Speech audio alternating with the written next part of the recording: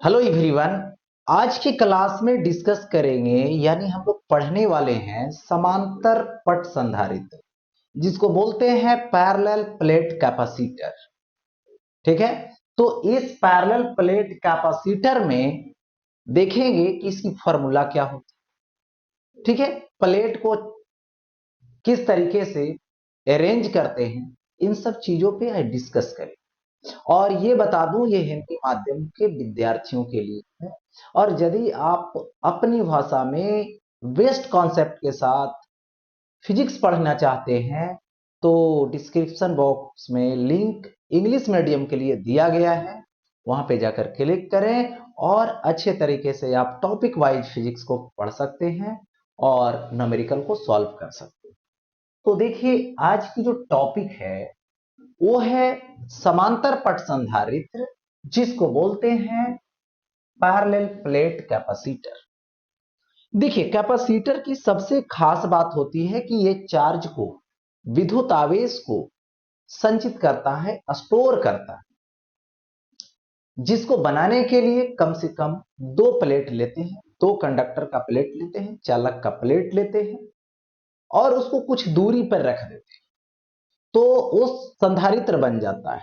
लेकिन नाम ही है समांतर पट संधारित्र, पैरेलल प्लेट कैपेसिटर, इसलिए यहां पर दो प्लेट लिया गया है और दोनों प्लेट को देख सकते हैं एक दूसरे से पैरेलल अरेंज किया गया। जहां पे ये जो देख रहे हैं प्लेट की ये एरिया है, तो यहां पर सबसे पहले मैंने माना कि ये क्या है, तो यहां पर ये जो है वो क्षेत्रफल है। एक बात। दूसरी बात, दोनों प्लेट की जो गैप है वो गैप कितना है, डी है। तो यहां पर क्या लिखो, डी लिखोगे, यानी डी क्या है, तो दोनों प्लेट के बीच की दूरी है। अब देखो एक पर प्लस आवेश दूसरे पर माइनस आवेश है, लेकिन देखिए किसी भी संधारित्र की जो धारिता होती है उसके आवेश पर, उसके विभव पर निर्भर नहीं करता, उसका ज्योमेट्रिकल शेप पर यानी संरचना पर, आकार पे, क्षेत्रफल पे, इन सब चीजों पे निर्भर करता। तो यहां पर सबसे पहले ये तो ये अरेंजमेंट हो गया, इस तरीके से बनाते हैं, लेकिन अब इसके बारे में हम लोग आगे बढ़ें तो निकालना पड़ेगा इसकी धारिता। तो धारिता निकालने की जो बेसिक कंसेप्ट है वो क्या है, विद्युत आवेश बाई विभव, यही है। तो इसको अब हम लोग समांतर पट संधारित्र को अरेंज करते हैं और इसका विभव को निकालेंगे। देखिए तो इसमें मैंने एक प्लेट लिया और इसी के पैरेलल यहां पे दूसरा प्लेट लिया। दूसरा प्लेट जो होता है ये क्या रहता है, तो अर्थेड रहता है, मतलब पृथ्वी के संपर्क में रहता है। और ये जो देख रहे हैं हम लोग इस प्लेट पर प्लस आवेश होता है और इस प्लेट पर माइनस आवेश होता है। तो यहां पर ये जो हम लोग अरेंज किए हैं प्लस प्लस, और यहां पर ये जो अरेंज किए हैं माइनस माइनस, इसके बीच की जो डिस्टेंस है इसको यदि डिस्कस करेंगे तो दोनों के बीच की दूरी तो डी है। अब दोनों प्लेट के बीच की दूरी डी है तो इसके बीच आएगा विद्युत क्षेत्र जो प्लस से माइनस की तरफ, प्लस से माइनस की तरफ होगा। तो दो प्लेट के बीच की जो विद्युत क्षेत्र होगी, जितना ही प्लस वाला इधर देगा उतना ही माइनस वाला अपने तरफ देगा और दोनों ऐड होता है, तो यहां पे विद्युत क्षेत्र सिग्मा बाई एप्सिलॉन नोट होता है। जहां पे सिग्मा की वैल्यू यहां पे आवेश बटे क्षेत्रफल होता है। अब देखिए, तो इसको लिख सकते हो यहां पे E इज इक्वल टू आवेश बटे एप्सिलॉन नोट ए। अब बात करते हैं, इस प्लेट पर जो विभव होगा पॉजिटिव होगा, इस प्लेट पर जो विभव होगा वो नेगेटिव होगा, दे दिया गया ऐसा। अब दोनों के बीच विभवांतर निकालेंगे, तो विभवांतर की जो बेसिक कंसेप्ट है उस पे बात करें। देखो, तो विभवांतर का बेसिक कंसेप्ट डेल्टा V बराबर minus E delta are cos theta होता है, यही होता है। अब देखो, प्लस से माइनस की तरफ जा रहे हैं सपोज दैट, तो विद्युत क्षेत्र की दिशा में जा रहे हैं, तो इनिशियल यहां है, प्रारंभिक यहां है, अंतिम यहां है, तो क्या होगा जरा सोचो। भी नेगेटिव फाइनल माइनस मतलब अंतिम माइनस प्रारंभिक इज इक्वल टू माइनस ई का value Q by epsilon naught A into delta R, तो यहां से यहां तक डी होगा। जब हम प्लस से माइनस की तरफ गए, मैंने विद्युत क्षेत्र की दिशा में गए, तो cos 0 1 हो। अच्छा, पलटी मार, ई माइनस को इधर ले लाई, या तो यहां पे माइनस कॉमन ले ली, तो प्लस वाला ये जो माइनस में है ये प्लस में बदल गया, जो प्लस में था ये माइनस में हो गया। ऐसे भी ये लो है ये हाई है, और डिफरेंस निकालेंगे तो निगेटिव ही आता, तो यहां से माइनस क्या हो जाएगा cos 0 1, तो Q D by epsilon naught A, minus minus cut जाएगा, ये विभवांतर हुआ भी, जो कितना आया Q D by epsilon naught A आया। हो गया ऐसा।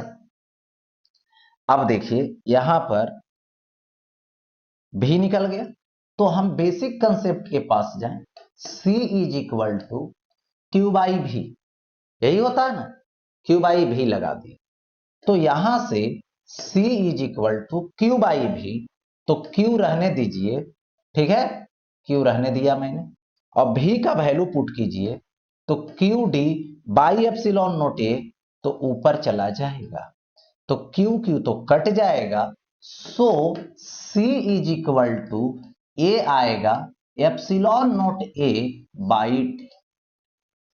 यानी कहने का मतलब हुआ कि क्षेत्रफल को बढ़ाओगे तो धारिता बढ़ेगी। किसका क्षेत्रफल? इस प्लेट का क्षेत्रफल। डबल करोगे, दुगना करोगे क्षेत्रफल तो दुगना हो जाएगा, 3 गुना इसको करोगे तो 3 गुना हो जाएगा। लेकिन दोनों के बीच की दूरी को बढ़ाओगे तो d बढ़ेगा तो ये कम होगा, और d कम होगा तो ये वाला बढ़ेगा। d को आधा कर दोगे, दूरी को आधा कर दोगे तो धारिता दुगना हो जाएगा, और यदि d को दुगना कर दोगे तो धारिता आधा हो जाएगा। तो इस तरीके से बढ़ना घटना यानी क्षेत्रफल के सीधा समानुपाती और बीच की दूरी के व्युत्क्रमानुपाती होता है। तो ये बातें हो गई, इस तरीके से अरेंज कर दिया। अब देखो आगे बढ़ता हूं नेक्स्ट। जब समांतर पट संधारित्र के प्लेटों के बीच माध्यम रखा हो, देखिए माध्यम रखा हो मतलब प्रावैधुत रखा हो, ठीक है। देखिए एक प्लेट लीजिए,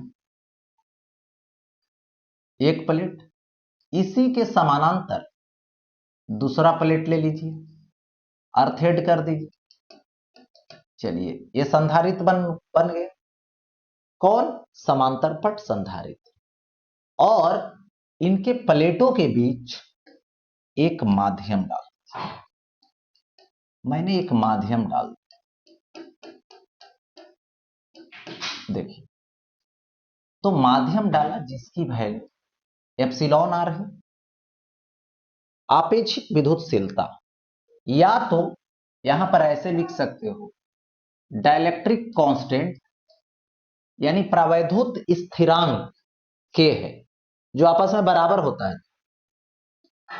आपेक्षिक विद्युतशीलता भी दे सकता है, या तो प्रावैधुत नियतांक दे सकता है के, दे दिया। अब देखो इन दोनों प्लेट में खास बात यह है कि एक प्लेट पे क्यू आवेश, दूसरे पर माइनस क्यू, दे दिया गया ऐसा। ठीक है, अब देखो यहां पर विद्युत क्षेत्र की जो दिशा होगी प्लस वाला से माइनस वाला की तरफ, तो अभी जो विद्युत क्षेत्र होगी वो sigma by epsilon naught epsilon R आएगा, जिसमें सिग्मा इज इक्वल टू बोले हैं कि क्यू बाई ए आएगा। तो यहां पे E is equal to Q by epsilon naught epsilon R, और ये हो जाएगा सिग्मा के जगह पे क्यू बाई ए रखें। अब देखो विभवांतर निकालोगे तो यहां पर भी पॉजिटिव होगा और यहां पे भी नेगेटिव होगा, और ये दोनों के बीच का ये गैप है, ये गैप डी होगा ऐसा। तो अब समझिए यहां पर विभवांतर निकालिए, तो delta V is equal to minus E delta R, और कॉस 0 डिग्री लगा दीजिए, सेम डायरेक्शन उधर ही जाए। तो डेल्टा भी क्या होगा, फाइनल नेगेटिव इनिशियल पॉजिटिव, तो लो माइनस हाई करोगे, फाइनल माइनस इनिशियल तो नेगेटिव में आएगा, तो minus E Q by epsilon naught epsilon R A. ठीक है, एप्सिलॉन आर को के भी दे सकते हैं, कोई दिक्कत नहीं। और ये क्या आएगा, डेल्टा आर डी आएगा cos 01, माइनस माइनस कट गया, ये तो भी इज इक्वल टू हो गया Q D by epsilon naught epsilon R A. अब देखो यहां से सी लोगे तो C is equal to Q by, होगा ऐसा C is equal to Q by भी का वैल्यू दे दीजिए, तो यहां से क्यू डी होगा epsilon naught epsilon R A, तो नीचे से ऊपर में एप्सिलॉन नोट एप्सिलॉन आर ए हो गया। अब देखिए क्यू क्यू कट जाएगा, सो सी मीडियम डालने से हुआ है, तो सी माध्यम is equal to epsilon R epsilon naught epsilon R A by D, या तो इसी को लिख सकते हो एप्सिलॉन नोट के ए और बाई डी, यही दे सकते हैं। ठीक है, अब देखो यहां से के बाहर कर लीजिए, तो सी माध्यम, माध्यम डालने से क्या होगा, तो एप्सिलॉन आर बाहर कर लीजिए, तो क्या बचेगा epsilon naught A by D, तो क्या है, हवा वाला है, एयर वाला है, इसके जगह पे के भी रख सकते, यानी क्या हुआ, मल्टीप्लाई हो गया।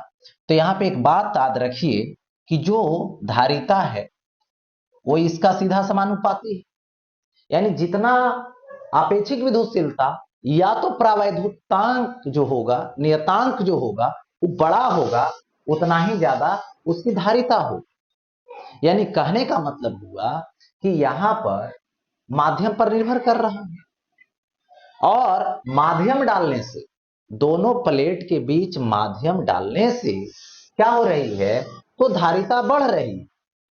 ठीक है, और दोनों प्लेटों के बीच से यदि माध्यम बाहर निकाल देंगे तो क्या होगी, धारिता कम जाएगी।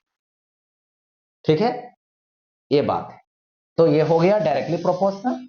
अब देखिए सी वैरीज क्या होगा, ए होगा, और क्या होगा, सी वैरीज 1 बाई डी होगा, यानी इसका समानुपाती, क्षेत्रफल का समानुपाती, और बीच की दूरी के व्युत्क्रमानुपाती होता है।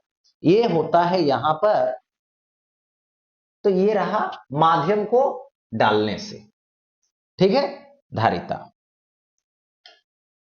अब देखो आगे बढ़ता, जब समांतर, क्या लिखा हुआ है, जब समांतर पट संधारित्र के प्लेटों के बीच विभिन्न माध्यम रखो, मतलब बहुत सारे माध्यम रखो, तब क्या करो, देखिए यहां पे सपोज करता हूं पहले समांतर प्लेट लेता हूं,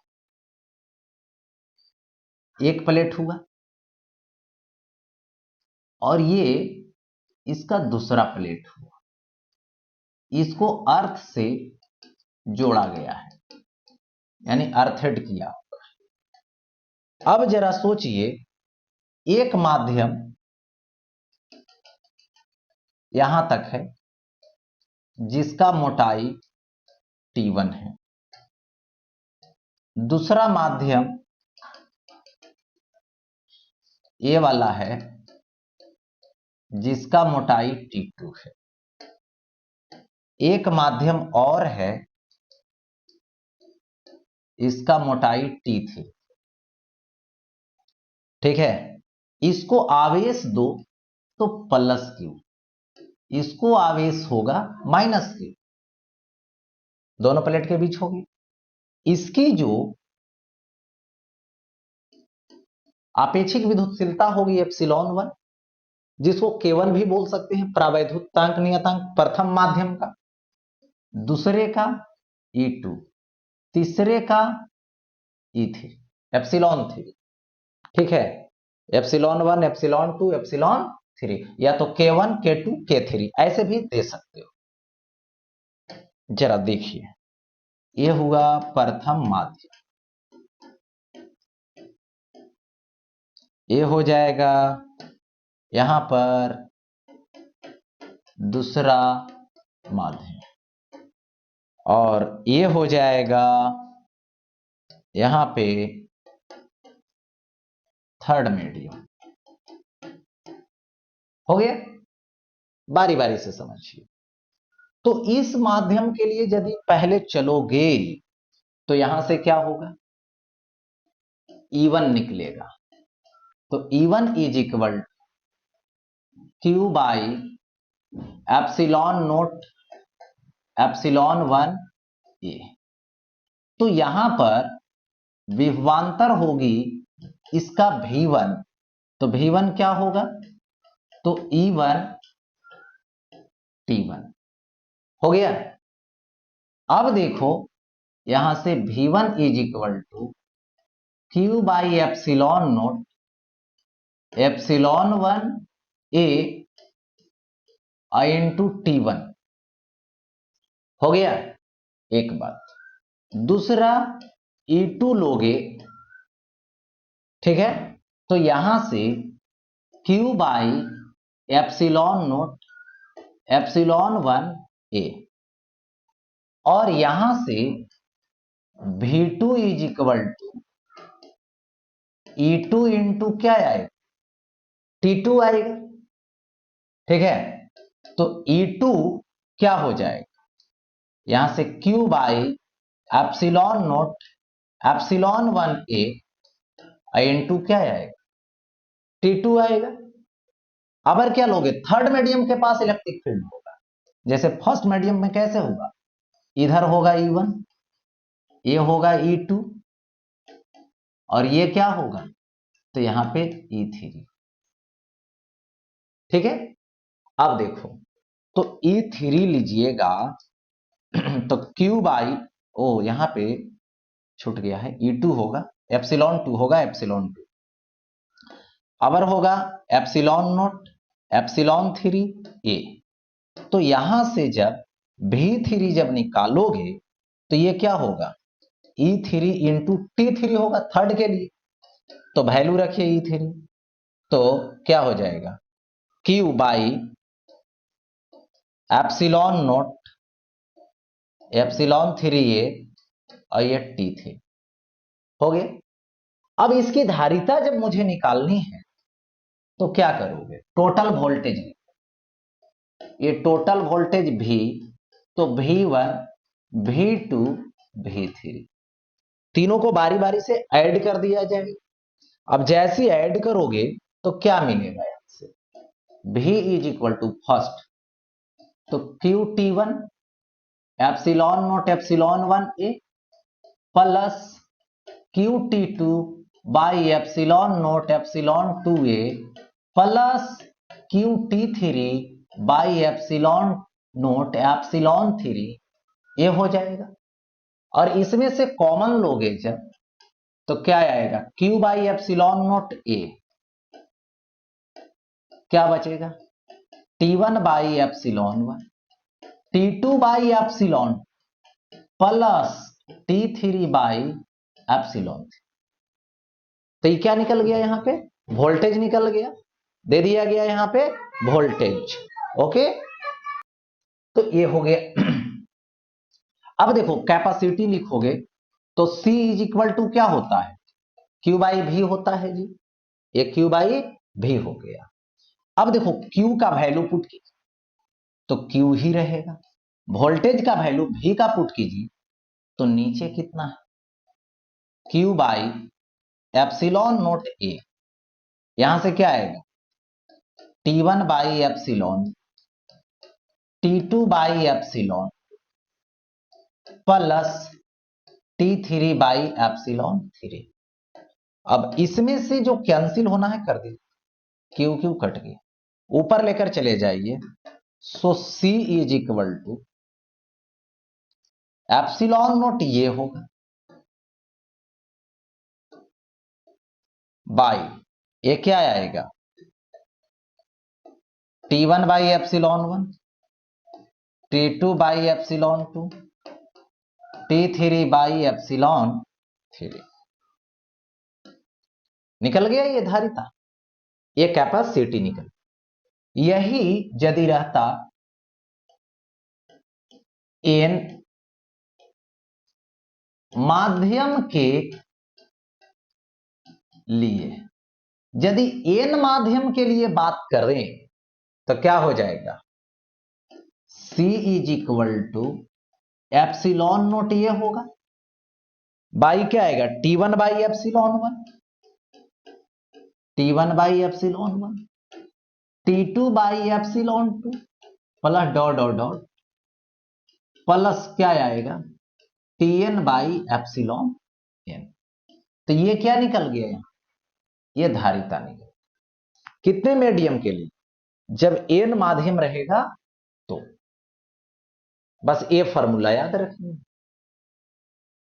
अब देखो बारी बारी से नेक्स्ट, जब समांतर पट संधारित्र के प्लेटों के बीच T मोटाई का माध्यम रखा, अब देखिए उसका यूज कैसे करें।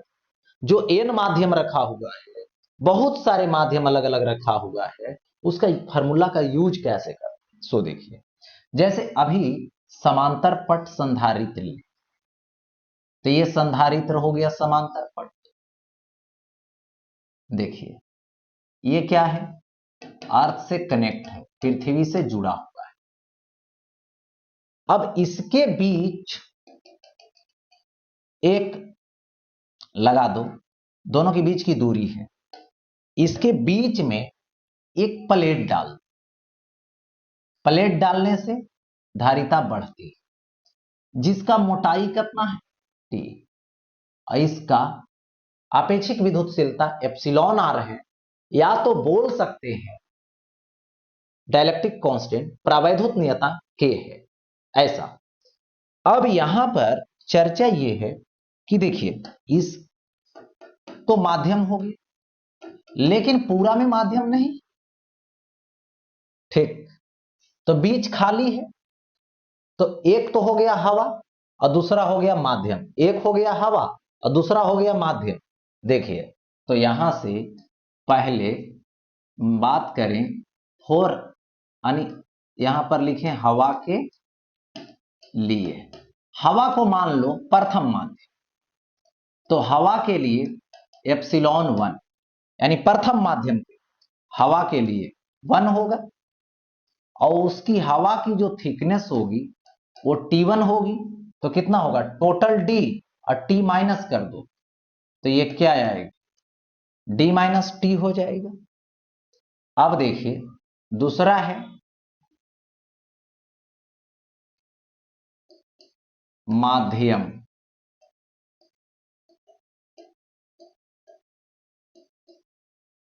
माध्यम के लिए तो ये क्या आएगा एप्सिलॉन 2 आएगा, तो ये क्या आएगा एप्सिलॉन 2 कितना होगा एप्सिलॉन आर हो जाएगा, जिसको के बोलेंगे, और इसको क्या बोलेंगे, T2।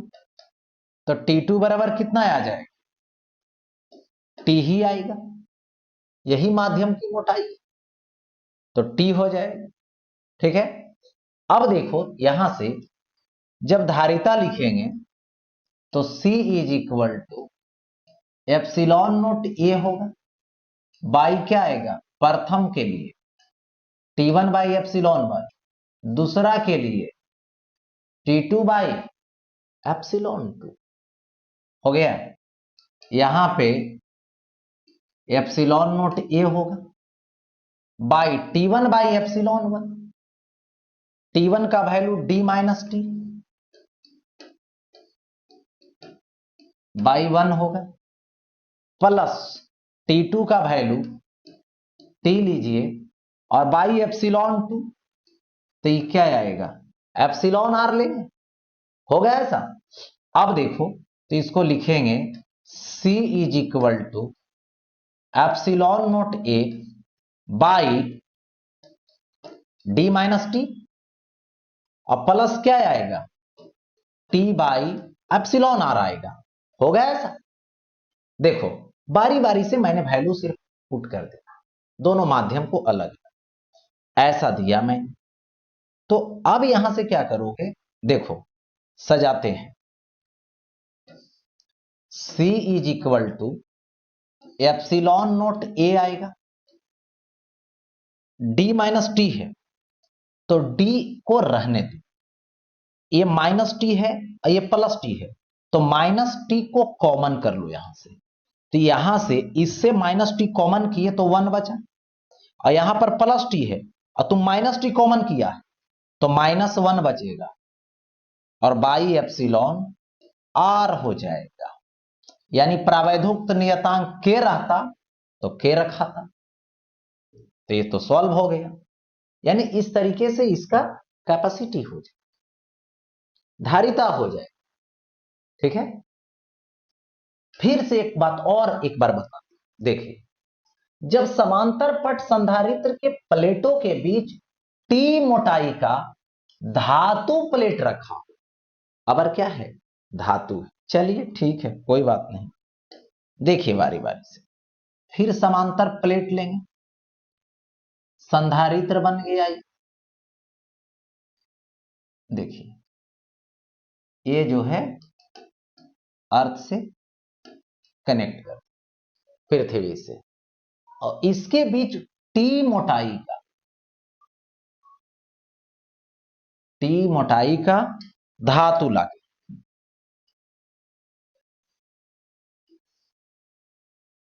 देखो जिसकी वैल्यू एप्सिलॉन आर, या तो के लिख सकते हैं प्रावैधुत नियत, इसकी मोटाई कितना है, टी है, इसके बीच का जो गैप है, सेपरेशन है, जिसको बीच की दूरी बोलेंगे, वो दूरी कितना है, डी है। ठीक है। अब देखिए बारी में साहब, यहां पे ये तो जो माध्यम बना, ये तो धातु बना, एक माध्यम कौन बना, बीच में के गैप में हवा बना। ठीक। तो दोनों माध्यम को बारी बारी से कंसीडर। तो पहले बात करते हैं हवा के लिए। हवा के लिए ये प्रथम है तो एप्सिलॉन वन वन होगा, दूसरा T1 इसका लेना, मोटाई हवा की मोटाई कितना है, टोटल गैप तो D है, उसमें से T मोटाई का क्या डाला हुआ है, धातु की प्लेट डाला हुआ है, तो बीच में गैप जो बच रहा है वही हवा है, तो टोटल है D, और उसमें से T मोटाई डाले हैं तो कितना बचा, D में T मोटाई तो धातु हो गया, तो हवा कितना बचा, हवा की जो वैल्यू होगी वो D माइनस टी तक ही सीमित तो होगा। अच्छा ये हो गया हवा के लिए। दूसरी बात अब करते धातु के,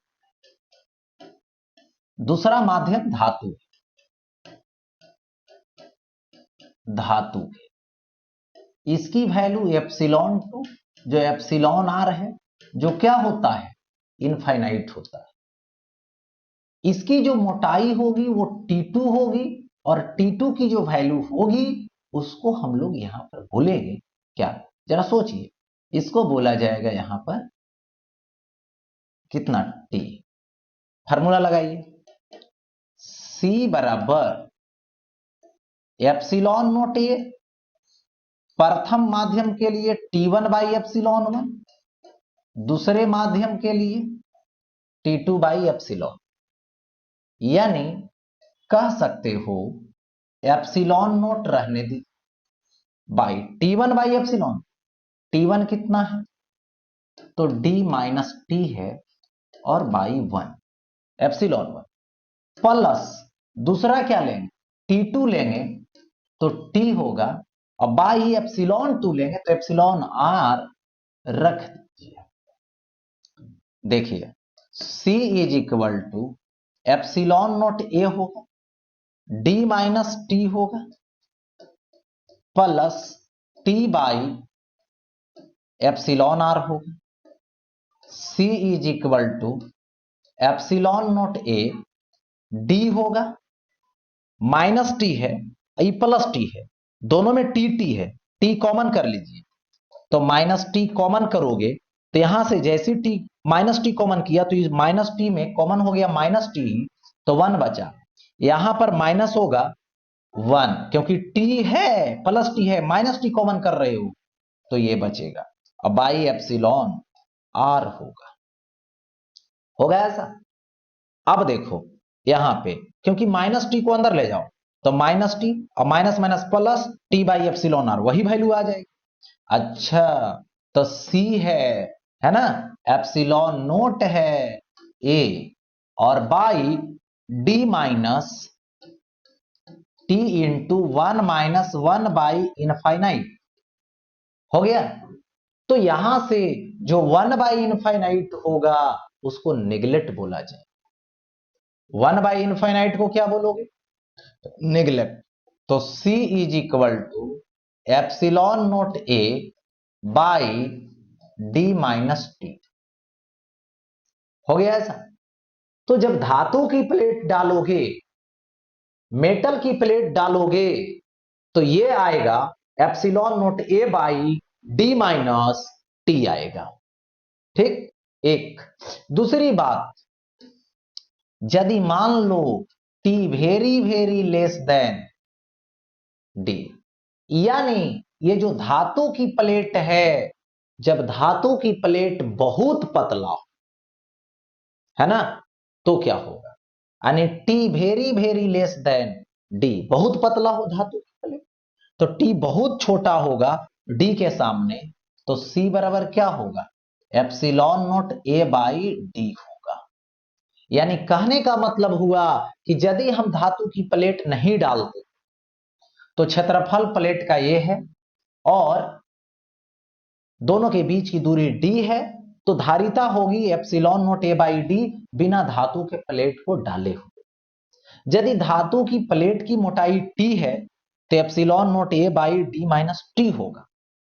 इससे क्या हुआ, माइनस टी कर रहे हैं, माइनस कर रहे हैं, यहां पे टी नीचे वाला वैल्यू तो कम रहा है तो सी तो बढ़ रहा है, यानी टी मोटाई का धातु का प्लेट डालोगे तो कैपेसिटी बढ़ जाएगा, धारिता बढ़ जाएगा। लेकिन प्लेट, धातु की प्लेट बहुत पतला रहे तो धारिता में कोई परिवर्तन नहीं आएगा, धातु की प्लेट रहे या ना रहे उसे कोई फर्क नहीं पड़ता है, मतलब बोल सकते हो नियत रह जाएगा, धारिता में कोई बदलाव नहीं होगी। लेकिन कब, जब धातु की प्लेट बहुत पतला होगा तब, ऐसे नहीं। ठीक है, आगे बढ़ते हैं नेक्स्ट।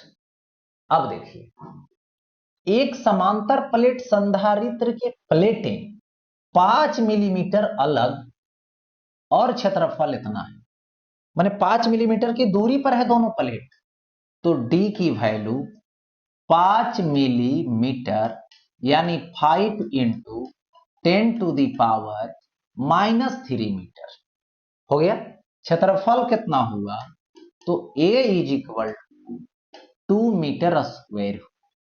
प्लेटें निर्वात में है यानी उसके बीच माध्यम नहीं, तो धारिता की गणना करें तो क्या होता है फार्मूला, कोई माध्यम नहीं रहेगा तो epsilon naught A by D, epsilon naught की value 8.85 into 10 to the power 8.85 into 10 to the power -12 into A का value 2 by 5 into 10 to the power -3 farad हो जाए। अच्छा, ये आ जाएगा 8.85 into 2 by 5 10 to the power -3 तो +3 जाएगा तो ये -9 बचेगा। इसको मल्टीप्लाई करके 5 से डिवाइड कर लीजिएगा तो 8.85 इंटू 2 बाई 5 इतना कैलकुलेट करके ये नैनो फैराड हो गया। ऐसा ये नैनो फैराड दे दिया। अब आगे देखिए नेक्स्ट, एक समांतर प्लेट संधारित्र की धारिता की गणना करें जिसका माध्यम स्थिरांक 16 है, यानी एप्सिलॉन आर बोलिए या तो के बोलिए, जो कि कितना है 16 है। ये दे दिया गया 16 है। ठीक है, प्लेटों की बीच की दूरी, दोनों प्लेटों की बीच की दूरी दे रखा है डी 2 सेंटीमीटर, यानी 2 into 10 to the power -2 metre, और प्रत्येक प्लेट का क्षेत्रफल दे रखा है, यानी एरिया दे रखा है 2 पाई सेंटीमीटर स्क्वायर, यानी 2 pi into 10 to the power -4 metre square. अब देखो सी निकालोगे तो epsilon R A by D हो गया। ऐसा देखिए, जरा सोचिए, जब पाई वाला वैल्यू देगा तो कुछ ऐसा उपाय लगाइए 1/4 pi epsilon 9 into 10 to the power 9 newton metre square पर कूलोम स्क्वायर होता है इसकी वैल्यू। तो यहां से देखिए 1, देखो एप्सिलॉन नोट उधर लेके चल जाओ, इसको इधर लो तो उधर जाएगा तो इधर आएगा तो 1/36 यानी 36 पाई, इधर 9 आएगा तो माइनस में पावर कर देना, नीचे आएगा तो ऊपर भेज देना, ये हो जाएगा कूलोम स्क्वायर पर न्यूटन मीटर स्क्वायर। ऐसा तो देखिए यहां से एप्सिलॉन नोट के जगह 10 टू दी पावर -9, ये होगा 36 पाई, और इंटू एप्सिलॉन आर तो ये होगा 16 इंटू एरिया ए का वैल्यू कितना आएगा 2 pi 10 to the power -4 by, ये डी रहेगा तो डी का value 2 into 10 to the power -2 होगा। हो गया ऐसा। अब देखो जो कटने वाला है उसको कट कर दो, पाई से पाई कट, 2 से 2 कट गए। ठीक है, और कुछ है 4 चौके 16 कट गए, 9 चौके 36 कट गए। ठीक है, तो कितना बचाया 4/9, और कोई डिजिट है? चलिए पावर वाला में आइए, -4 9 है, -4 -13 ऊपर जाएगा ये +2 हो गया, और ये फैराड हो जाए। एक जीरो इससे मैनेज कर लीजिए, एक जीरो यहां बैठा दे तो 40/9 10 टू दी पावर -12, एक बैलेंस किया कट किया इसका इतना, जिसको लिख सकते हो 40/9, और ये होगा पिको और ये होगा फैराड, यानी 40/9 पिको फैराड दे। हो गया ऐसा। तो ये हो गया यहां पर प्लेट से। आगे बढ़ता हूं नेक्स्ट। अब देखिए इतना सेंटीमीटर स्क्वायर यानी क्षेत्रफल है 100 सेंटीमीटर स्क्वायर, यानी 100 मतलब 10 to the power 2 centimetre square मतलब 10 to the power -4 metre square, यानी 10 to the power -2 metre square वाली दो प्लेटों से बने समांतर प्लेट संधारित्र की क्षमता की गणना करें। C बराबर व्हाट, प्लेटों को 1 मिलीमीटर मोटाई के स्थिरांक K बराबर 6 की अभरक शीट द्वारा अलग किया जाता है। ठीक है, यानी समांतर प्लेट की क्षमता गणना करना है। T कितना है, 1 मिलीमीटर यानी 10 टू दी पावर -3 मीटर हो गया। K का value epsilon r is equal to K is equal to कितना आएगा, 6 आएगा, होगा ऐसा। अब देखो T जो मोटाई है वो बीच में अलग करता है, मतलब वही D बन जाएगा।